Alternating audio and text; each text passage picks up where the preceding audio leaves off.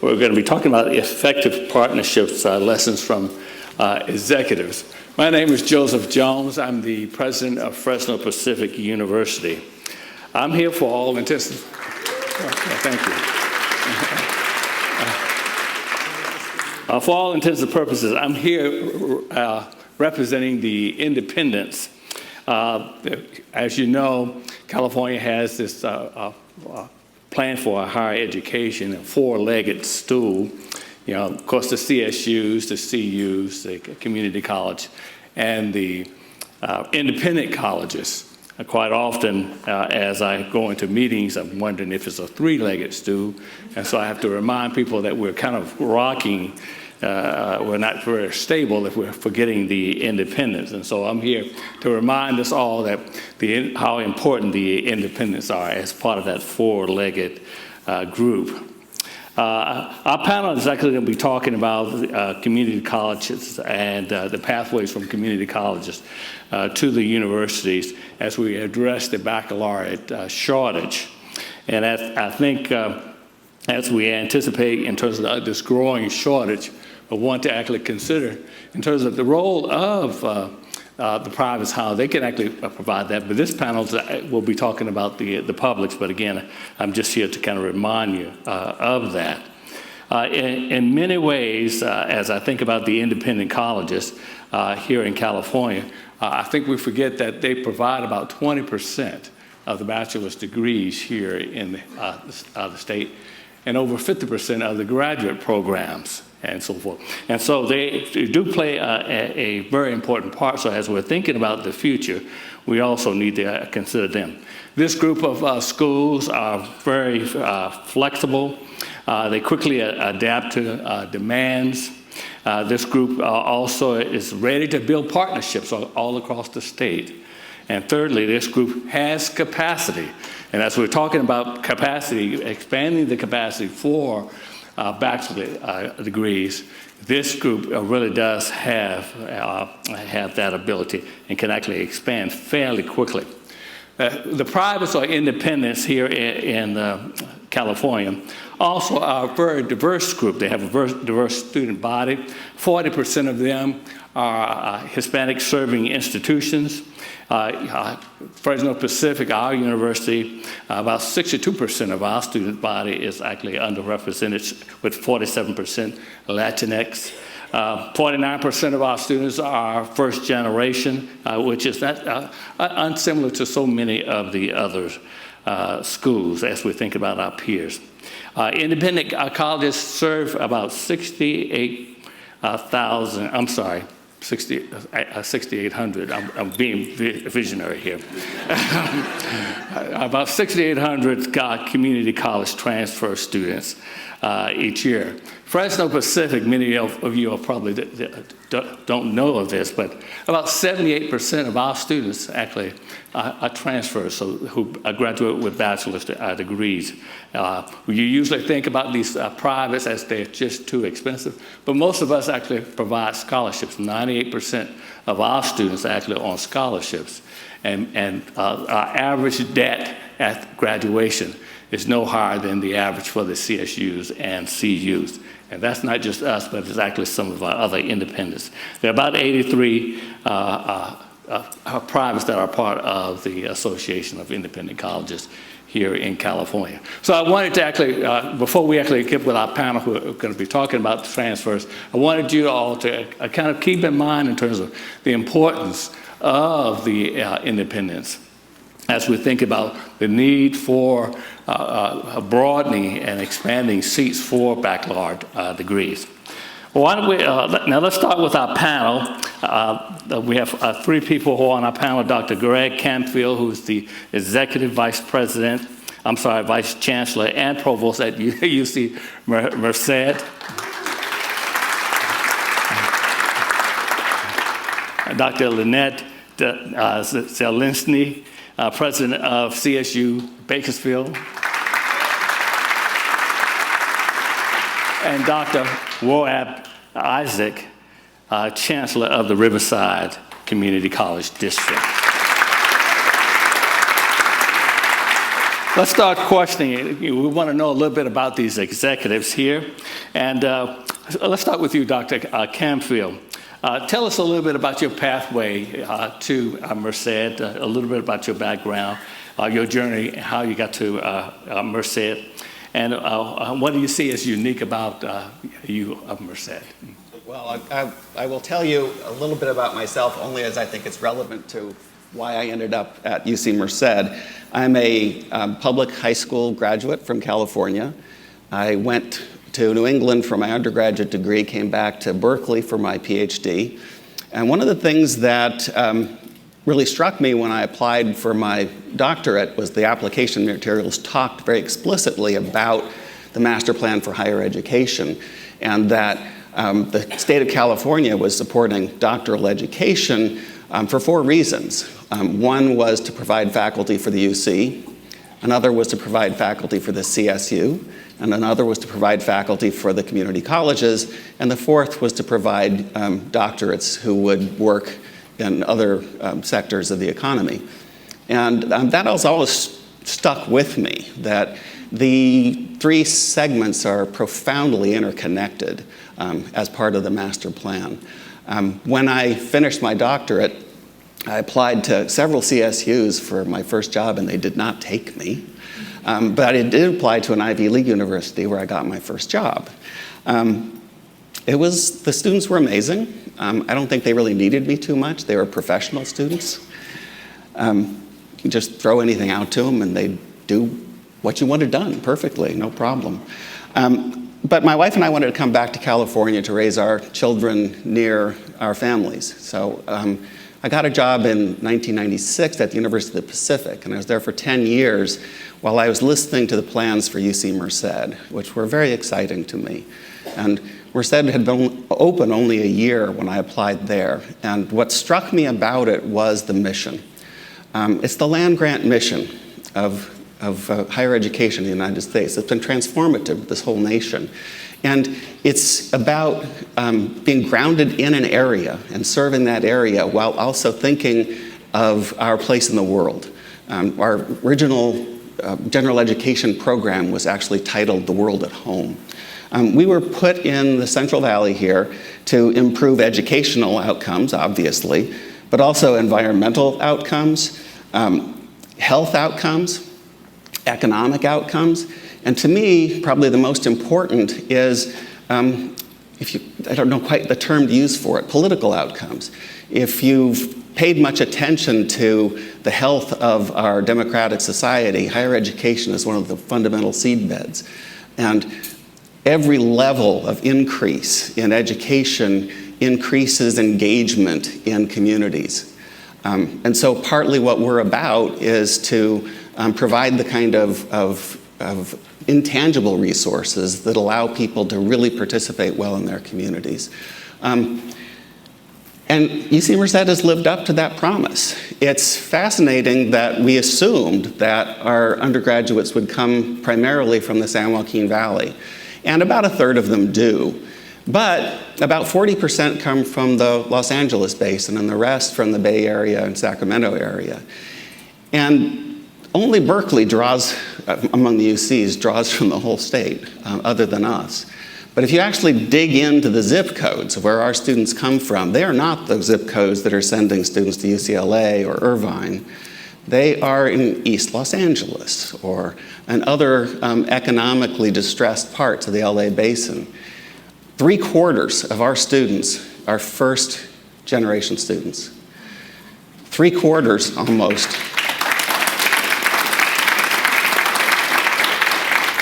Almost as high a percentage are economically distressed, either Pell eligible or DACA.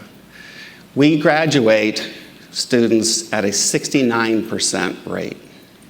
Now, we are the only public university in the country that has over 60% Pell eligible and a higher than 60% graduation rate. Recently, US News and World Report said we're #1 in outperforming expectations for our students. When I tell that to my faculty, they say, that's not good enough. 69 is low. We want to match the UC average. We want to be up in the high 80s. We're in the low 80s for transfer students. finishing with us, finishing with a bachelor's degree. But there are some other things about what we're doing that I think are really to be proud of. We are second in the UC system in the number of our graduates who go on to finish academic PhDs. So when we're talking about diversifying the professoriate, we're doing it. We are number one in the UC in terms of students who go on to finish a disciplinary master's degree as opposed to a professional master's degree. So again, when you're talking about the people who will go on to teach in community colleges, we are developing a diverse professoriate for that as well. I think we are doing what we were set out to do, and I'm very proud to be part of that institution.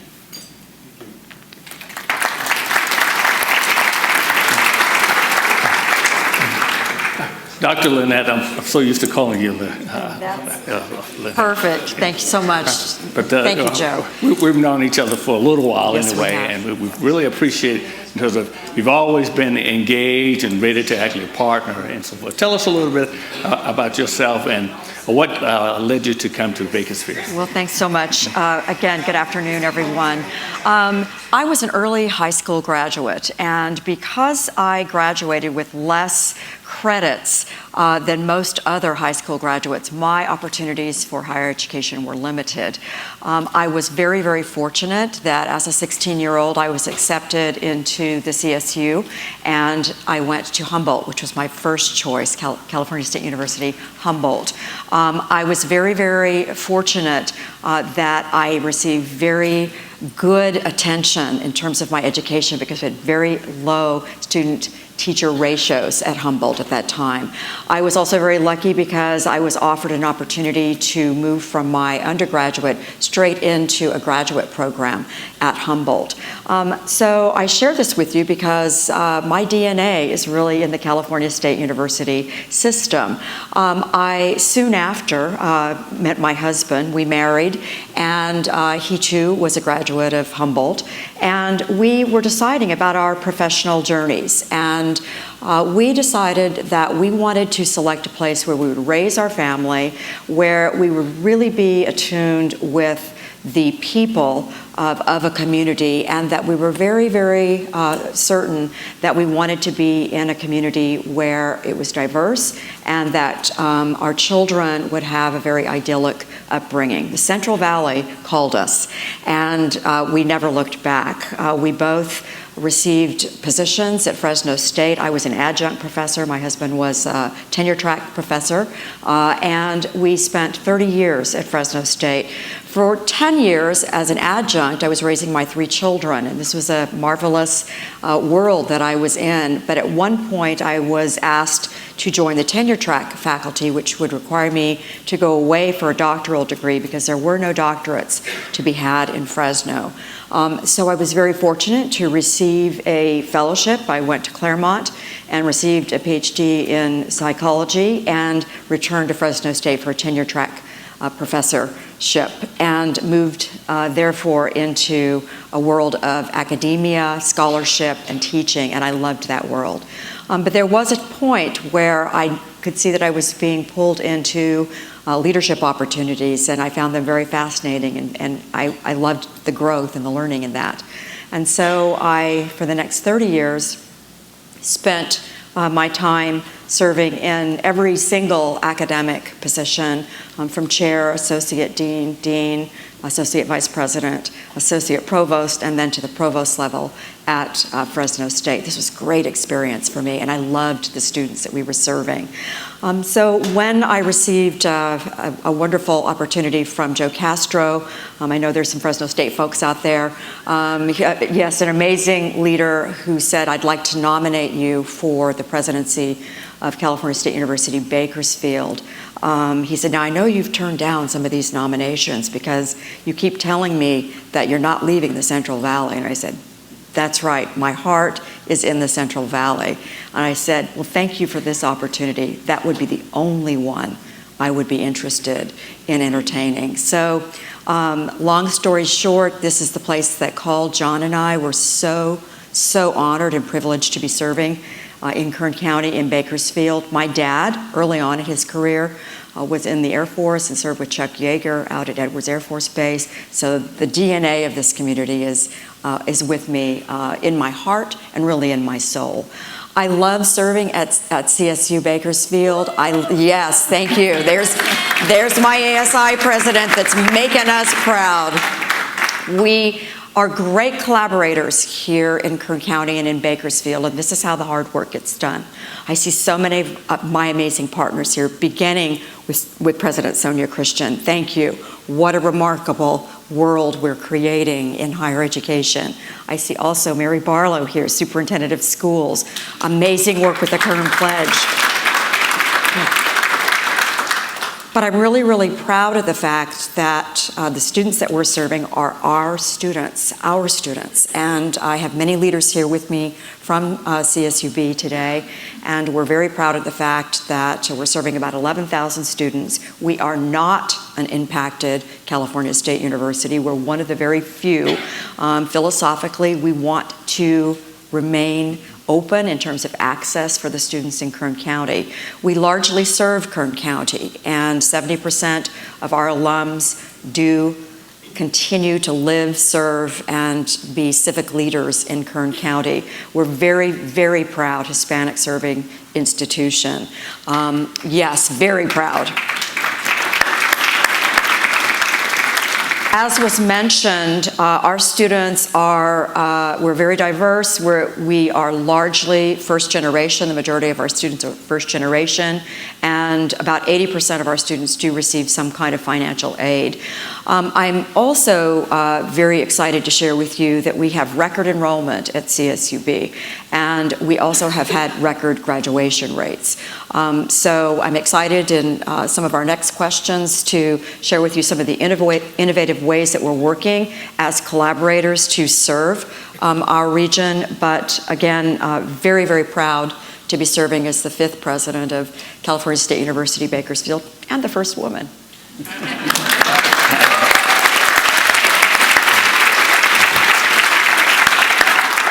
Well, maybe you all didn't know, but I figured when she came here, she would come with running, not walking, but running.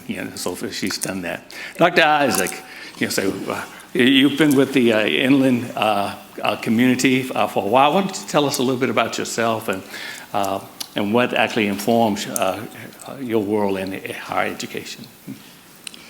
Thank you. My journey is too long to be summarized in a minute, but I will do my best. I was born in one of the poorest regions in Africa called Eritrea. That's north of Ethiopia, south of Egypt, and by the Red Sea. Always been under war. This is a region of the world where people live on less than $2 a day.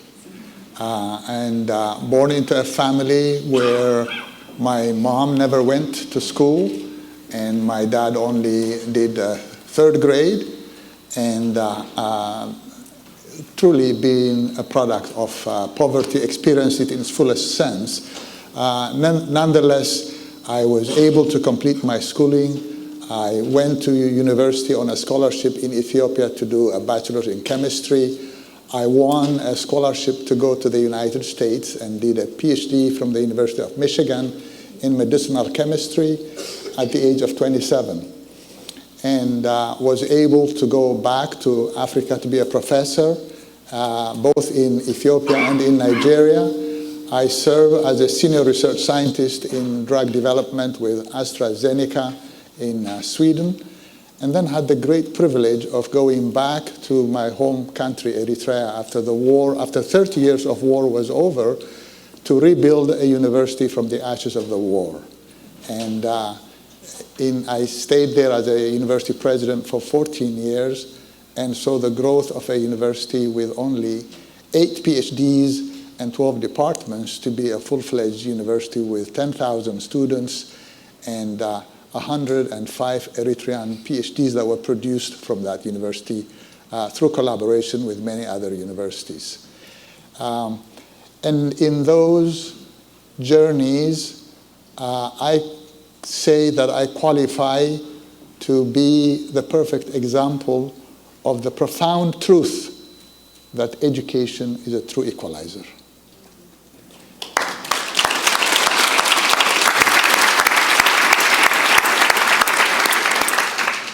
And not only has it enabled me to transfer all that journeys, and finally I thought I was coming to the United States to retire and write a book, when a friend of mine who was also born in Eritrea and a chancellor of the Riverside Community College District, Salvatore Rotella, convinced me to come here and help to build health sciences. And so I took a job at Riverside Community College District, rose from the job of a dean to a vice president to a president, and today I have the great privilege of being the chancellor of one of the finest community colleges in this state.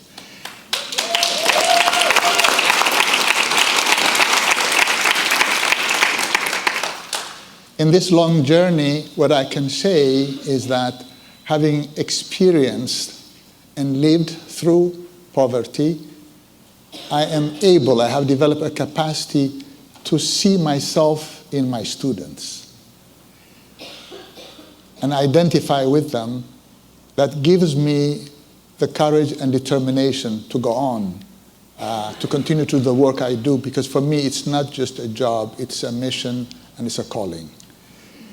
And I plead with my students to see themselves in me so that they can derive inspiration, so they can say, if he can do it, we can do it too. And so it became such a great fit for me to get a job in the community college district. I have never ever been to a community college. And so my first ever experience in a community college is at Riverside Community College District. And in that, I thrive because the mission of the community college is all about social justice, about creating social and economic mobility for all. And that has been my life struggle.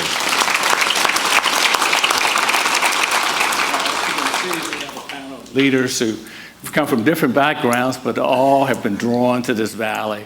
And a change really comes because you have committed leaders like yourself. I want to hear a little bit about ideas about innovation, strategies as you've been thinking about this issue and as you've been thinking about the future.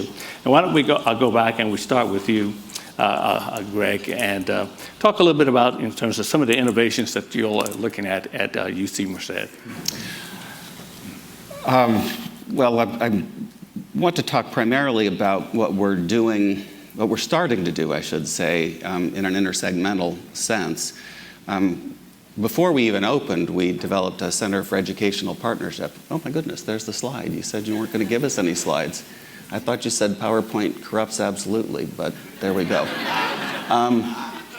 Our Center for Educational Partnerships is actually a little older than the campus itself. It opened first, and the idea was that if we were going to improve educational outcomes in the San Joaquin Valley, we had to begin at the beginning. And some of our partnerships are with our Fresno Center there. We also have other partnerships that deal with primarily with high school. We have a Cal Teach program where we have STEM students who want to teach STEM subjects and math and science in high school. And we have a partnership actually with Fresno Pacific for getting those students their master's in teaching after they finish their bachelor's degrees with us. So we've been connected in those kinds of ways really at the front end. We haven't really been, and we're connected, as I said before, at the other end, putting people into graduate programs of various kinds. We have not been connected to the community colleges, and we need to change that.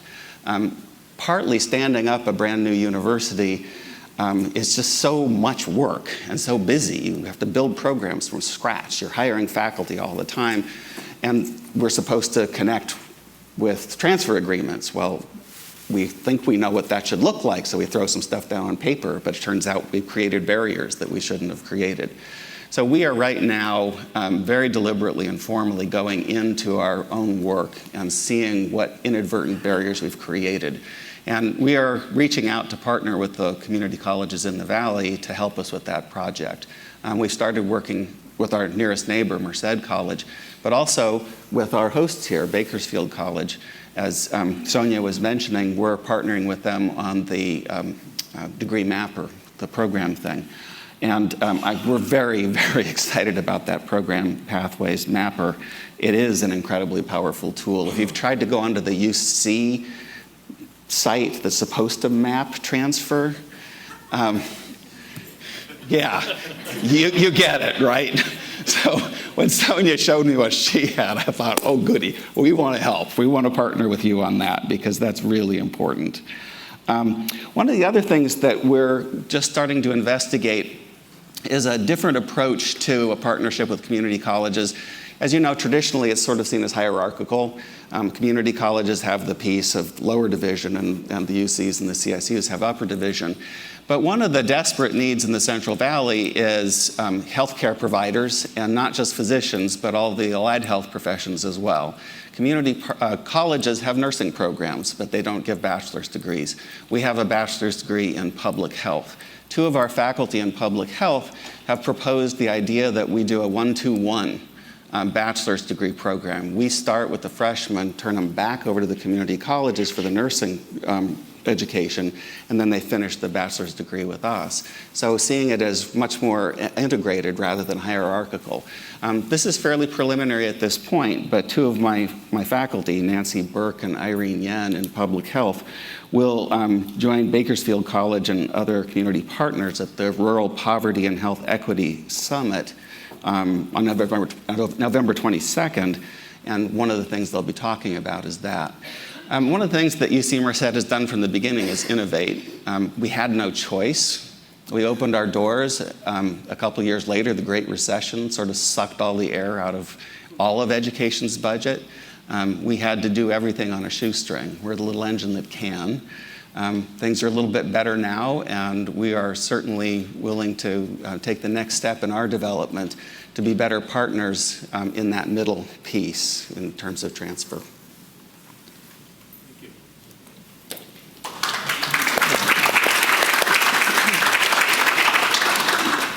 Dr. Lynette, why don't you tell us a little bit about the partnerships that you've been creating? I think folks will be fascinated who haven't already heard about. Thank you so much. I want to begin with innovation and frame it in two separate ways. First, thinking about innovation that's happening internally at CSUB, and internally I'm very, very proud of the work of our provost who's here, Vernon Harper. Thank you very much, Dr. Harper, for really being a leader on two things: block scheduling, which we do see is increasing graduation rates, particularly for our underrepresented students. And we're also moving forward with intrusive advising. I want to thank our Vice President of Student Affairs and our entire team. We identify those students that are near the finish line. We call them. We ask them, what will it take to get you on schedule to graduation? In many cases, it might be one class in the summer. Dr. Harper will pay for that class if you are one class that you need for a summer enrollment so that you can graduate. So these are internal things that are very, very effective, as well as our strong focus from Student Affairs on young men of color. And I want to thank Bakersfield City Schools. If you're here, thank you very much for working with our leadership and young men of color, which we're leaders on in the California State University system. But more importantly, I think one of the innovations that Dr. Christian and I thought about from over a year ago, even before I was on board officially as the new president of CSUB, was the idea of how could we get more transfer students seamlessly into California State University, Bakersfield, because when you look at our metrics, that's where we're doing really well in terms of our graduation rates. And so I want to thank, there's a lot of elected officials in here that were strong visionaries on this. We decided that we would do something very innovative, a public-private partnership. What does that mean? That means that I have an alum that's in town, Greg Bynum, who who is a developer who has a lease on part of the land at California State University, Bakersfield.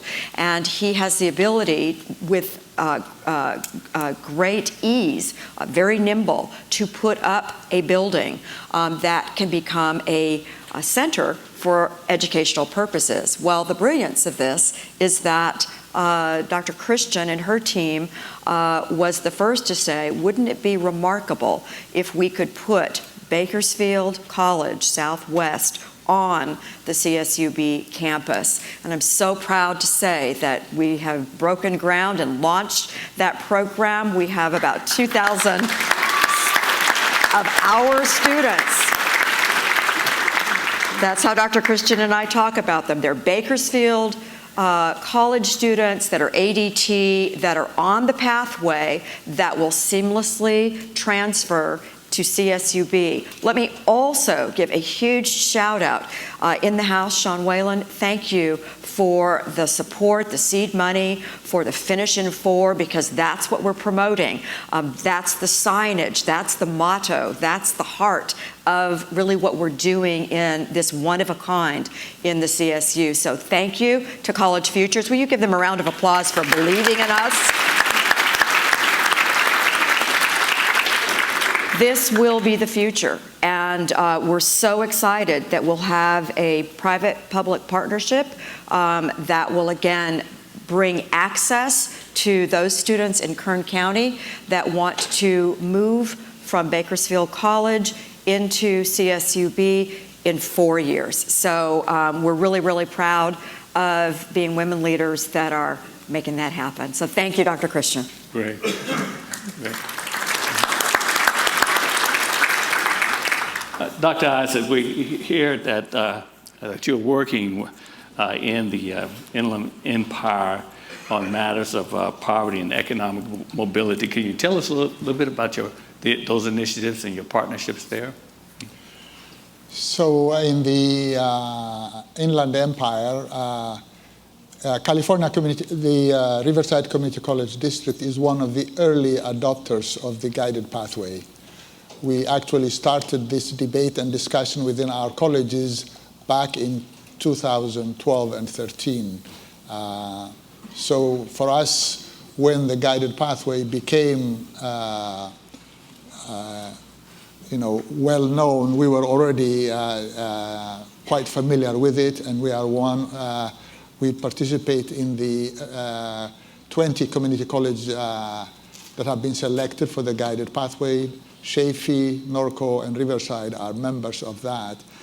And as a result of all the benefits that we've seen and how we've more or less doubled our graduation rate in the past 3-4 years, the three of us felt that we should share the resources that we have together with our other colleagues in the Inland Empire. So last March, we invited all our colleagues to Riverside, and we were all the 12, in fact 13 community colleges. They are leaders, they are Senate members, they are strategic planners, including some board members were there for us to have a summit in terms of how we pool our resources and address the issue of student success in a concerted way. And we created the Inland Empire Guided Pathways Consortium with a 24-person coordinating team. And we are now in the process of finalizing a 5-year strategic plan to enable us to scale the guided pathway throughout the Inland Empire. We see, like the Central Valley, that we have one of the lowest college-going rates, the lowest bachelor's level percentage in the state, and therefore, and the correlation between poverty and attainment is crystal clear. And so we felt that there was urgency for us to focus on this and move our students towards success. So in fact, when we got the vision for success from the State Chancellor's office, we felt that we could exceed that. We are not aiming at increasing our successes by 20% over 5 years. we are actually going to double our success over 5 years. We're going to double our transfer rate over 5 years as well. So we have built all those bridges with our universities. We are more than doubling our dual enrollment with our K-12, driven by the philosophy that our success should be grounded on eliminating or reducing remediation and shortening time for graduation. So, and as I said earlier, there's a great deal of drive by faculty. This is faculty driven. The way we have transferred ownership of the vision is that it is inculcated into every planning process, from the units to the department to the divisions all the way up, so that we feel that we are on a path that is likely going to give results. Today, we have, just from Riverside Community College District, over 7,587 associate degree graduates just in the last year. And if we look at the whole of Inland Empire, our graduation rates for all of us together is around 21,800 in the past year. And you can imagine if we would double this over 5 years, we're going to have over 100,000 graduating from the Inland Empire alone.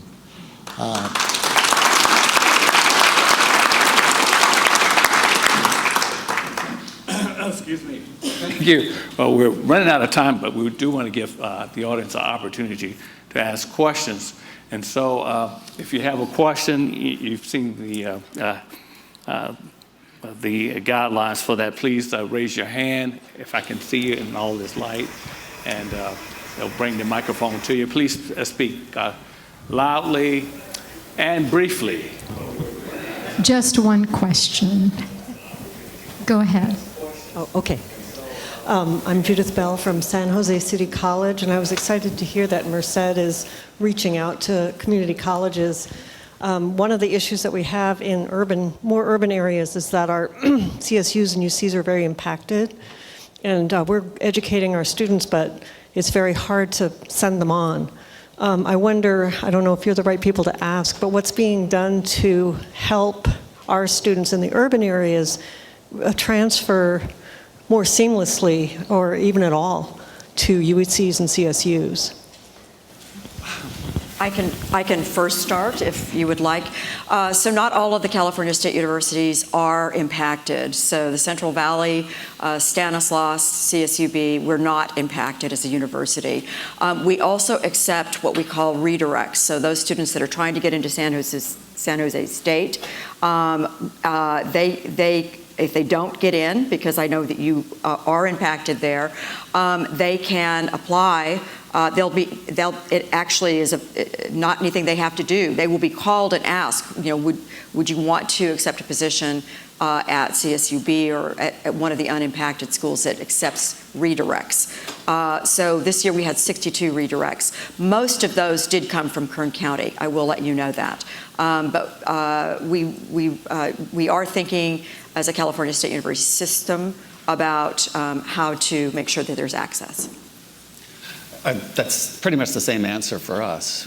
We have capacity, and my Vice Chancellor for Student Affairs, Charles Neese, right here, he's signaling to me that we have the referral pool, and that works for transfer students as well. So that's true for UC students who are not accepted in the school of their choice, but we would like to be the school of choice for them.